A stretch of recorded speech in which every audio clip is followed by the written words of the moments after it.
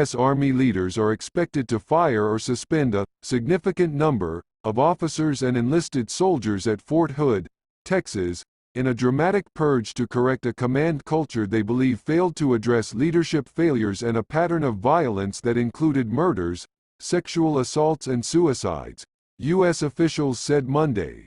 According to officials familiar with the matter, Army Secretary Ryan McCarthy will take administrative action that will remove soldiers from their jobs, and likely trigger investigations that could lead to a wide range of punishments. Those punishments could go from a simple letter of reprimand to a military discharge. The officials spoke on condition of anonymity to discuss results of an internal review not yet made public. McCarthy and other senior Army leaders are expected to announce the results of the review on Tuesday. In recent months, they have questioned whether there is a toxic environment at the base, and pledged to hold leaders accountable. Officials say they expect that Army Lieutenant General Pat White, the base commander, will not face any administrative action. He was deployed to Iraq as the commander there for much of the year. Others who could face discipline, however, include Army Maj. General Scott Eflant, who was left in charge of the base earlier this year when SPC Vanessa Guillen went missing and was found slain 2 months later. Army leaders have already delayed Eflant's planned transfer to Fort Bliss, where he was slated to take over leadership of the 1st Armored Division. Command of a division is a key step in an Army officer's career. Eflant's move was paused while the team of independent investigators conducted their probe into whether leadership failures contributed to the killings of several people, including Guillen, and who should be held accountable. In a recent video message on Twitter, McCarthy said he had reviewed the findings of the independent commission he sent to assess the command climate at Fort Hood.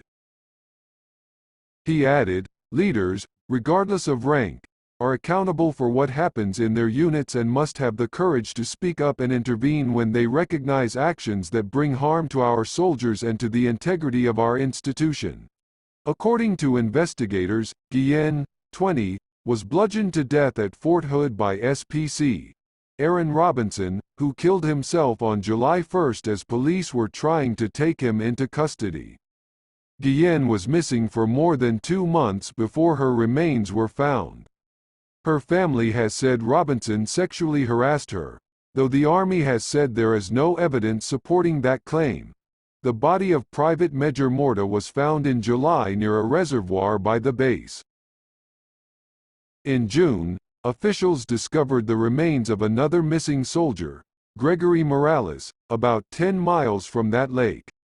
Altogether, so far this year, 25 soldiers assigned to Fort Hood have died due to suicide, homicide or accidents, compared with 32 last year and 24 in 2018. In an Associated Press interview last month, White said that he and other commanders bear responsibility for the problems. But he said it will take time to correct what some believe are systemic failures, and that some units will respond more quickly than others. "I think all leadership is accountable for it, if you're in this chain of command," White said.